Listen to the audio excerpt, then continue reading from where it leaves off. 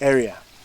The Eldoret Cycle 100 event is a 100-kilometer cycling competition that will start on Sunday morning at 8 o'clock from Ilula, and will go through Uasin Gishu County, Talgate, Kipchawat, Kaptarakwa in Elgeyo Marakwet County, Nyaru, and back again to Kaptagat and finish in Ilula. The 100-kilometer event is attracting a variety of competitors, majority from this county, but we're also having a few international cyclists who are training in Kaptagat and Iten who will join the event. We hope that this event will be the first of many cycling events, and we look forward to a very competitive event.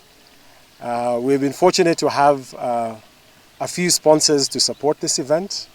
And the theme of the event is the conservation of the Kaptagat forest, which is a mitigation for climate change issues that we are facing.